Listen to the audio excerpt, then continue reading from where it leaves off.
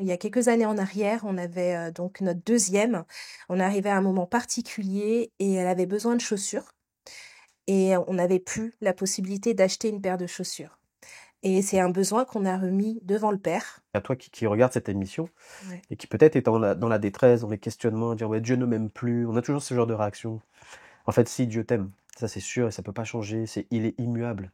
Mmh. Il t'aime passionnément. Mais Dieu veut forger en fait, bien cette relation avec toi et puis te dire aujourd'hui, bah, tourne-toi vers moi. Et puis fais l'expérience. Mets-moi à l'épreuve. Tu vas voir si moi je ne t'aime pas. Bonjour et bienvenue sur Vitamine J. Aujourd'hui, c'est David qui va nous apporter la parole et donc, David, je te laisse la place. Merci bien. Bonjour à tous et à toutes. Que Dieu vous bénisse encore aujourd'hui et on croit que Dieu a de bonnes choses pour vous. Et sans plus tarder, on va continuer bien sûr l'étude des psaumes. Et aujourd'hui, on est dans le psaume numéro 9 et je vais m'appuyer surtout sur le verset 10 qui est eh bien en version Summer et il dit ceci. C'est pourquoi ceux qui te connaissent ont placé leur confiance en toi, car toi jamais tu ne délaisses, ô Éternel, celui qui se tourne vers toi. Amen. Amen.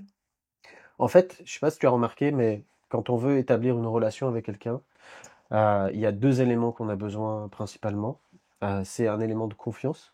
Mmh. C'est-à-dire, on peut pas établir une relation profonde avec quelqu'un si on n'a pas cette confiance profonde aussi. Mmh. Et de se dire, eh bien, je vais avoir du répondant, je vais avoir quelqu'un qui va me comprendre, qui va m'écouter, qui va pas divulguer les choses autour de moi et qui va être fidèle dans ce que je vais pouvoir lui confier. Et puis la deuxième chose, eh bien, c'est l'amour qui va en découler, qui fait que dans cette intimité, l'amour va augmenter, et puis on va pouvoir tisser cette relation dans la longueur, et puis avoir une relation vraiment d'amitié, comme nous présentent les Écritures. Et ça, c'est une bonne chose, en fait, d'avoir cette relation avec quelqu'un. D'accord, mais quand tu parles de relation, de cette confiance établie, je suis désolée, mais entre êtres humains, la confiance, des fois, elle est brisée, en fait. Ouais, tout à fait. Des fois, il y a des erreurs, on n'est pas parfait. Bah oui, Ce qui fait que on peut mépriser l'autre, on peut même parfois faire du l'adultère, mal. fait dans Il y a les plein de choses qui couples, peuvent il y a se plein de greffer choses. dans une relation. Ouais. C'est pour ça que Dieu nous invite aussi au pardon, à la réconciliation, à la restauration. Parce que bah, les relations entre hommes, eh bien, elles sont faillibles. Ça, on le Ouais. sait. Mmh. Mais la Bible te parle aussi qu'il faut tisser des amitiés. C'est pas pour ça qu'il faut prendre du recul par rapport aux On gens. peut pas se refermer Mais dès qu'on perd cette confiance, quoi. non, mais je pense que c'est étape par étape après la reconstruction. Mais il y a une relation qu'on doit avoir principalement, c'est là-dessus surtout je me appuyer, c'est ce que David est en train de développer là, hein. Il dit ceux qui te connaissent ont placé leur confiance en toi. Ouais, C'est-à-dire notre cette relation avec connaissance de Dieu. Dieu qui D'accord. fait que quand on connaît Dieu dans sa nature même qui est l'amour, Mmh. eh bien en fait, plus on découvre qui est Dieu, plus notre relation s'approfondit avec lui. Et plus on va avoir cette tendance à s'abandonner entre ses mains et à le laisser nous conduire, à le laisser nous parler, à le laisser nous conseiller, et nous, eh bien, avoir ce dialogue qui va s'établir au fil des jours.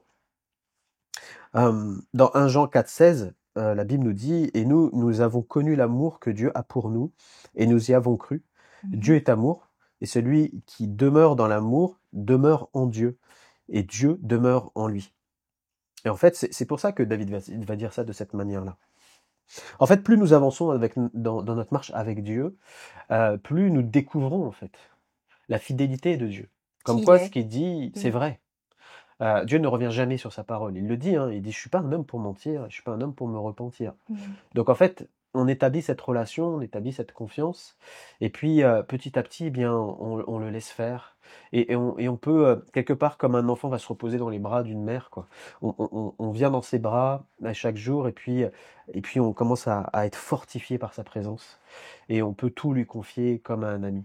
Parce que même Jésus va dire, il va dire, je vous appelle plus serviteur, je vous appelle ami. Ami. Mmh. Donc ça va vraiment jusque-là avec Dieu, et c'est ce que Dieu veut dans notre vie en fait, établir cette relation d'amitié. Et c'est vrai que parfois, on a du mal en tant qu'humain, parce que comme on disait tout à l'heure, hein, dans nos relations qui ont été touchées et tout ça, bah parfois, bah, on calque Dieu comme s'il était un homme, en fait, faillible. Et Mmh. c'est ça notre erreur. C'est qu'en fait, non, Dieu n'est pas un homme. Non. Dieu est Dieu. Il est parfait. Et il n'y a rien à reprocher à Dieu, en fait. Alors c'est D'accord. pour ça que quand on regarde notre chemin parcouru avec Dieu, eh bien, on peut voir, eh bien, dans toutes les étapes de notre vie, combien Dieu a été présent. Et c'est Oui, c'est vrai. vrai, C'est c'est vrai, à vrai. chaque fois que nous avons prié, que ça soit personnellement dans notre vie Mmh. commune, que ce soit pour notre famille, heu, eh bien, on a vu Dieu agir. Ouais. Et Il a Dieu a répondu. toujours Il répondu. a répondu à nos C'est prières. ce que nous dit le psaume 93, hein, verset 5, tes témoignages sont entièrement véritables. Psaume 119, 140, ta parole est entièrement éprouvée et ton serviteur l'aime. La Mm. parole de Dieu, elle est vraie. Elle est vraie. Et les promesses sont véritables.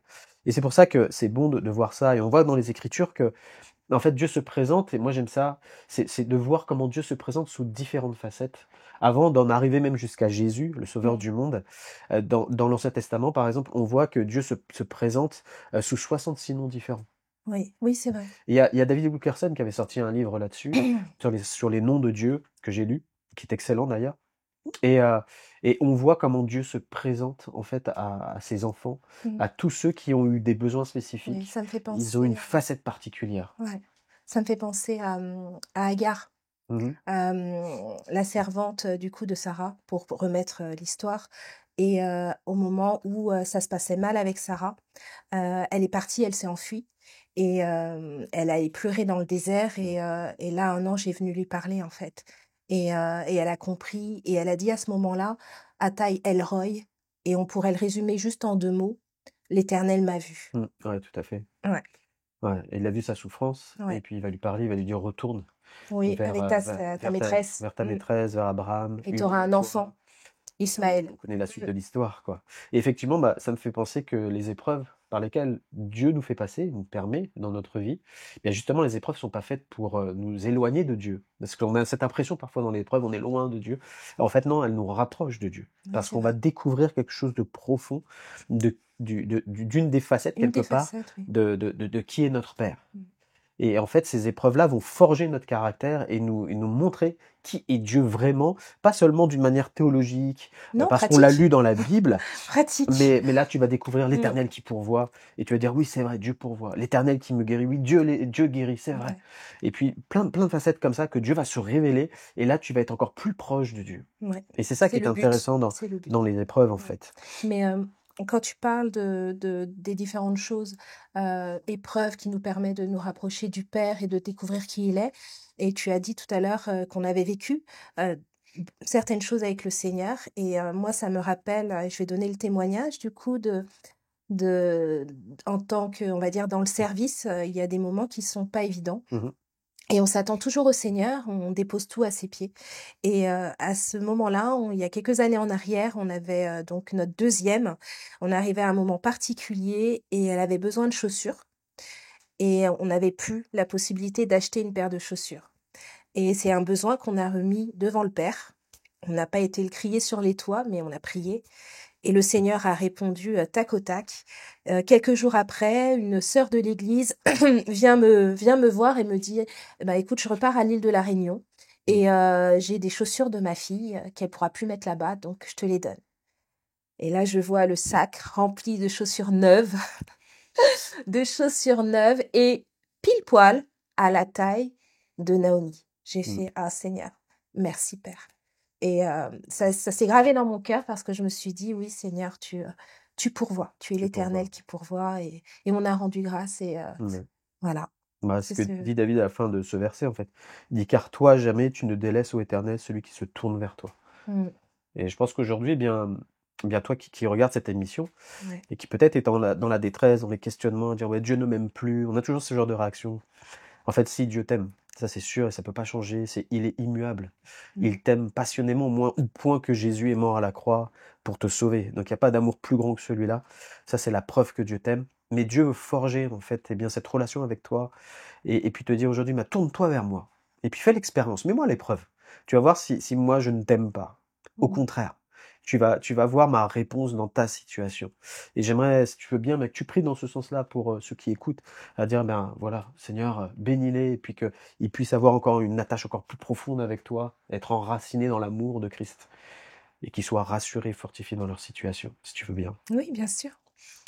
Seigneur Père éternel, je prie pour, je te présente tous ceux qui sont dans cette situation, Seigneur, et qui ont besoin, Seigneur, de rentrer en profondeur, Seigneur mon Dieu, avec toi, de s'attendre à toi et d'avoir cette relation de confiance.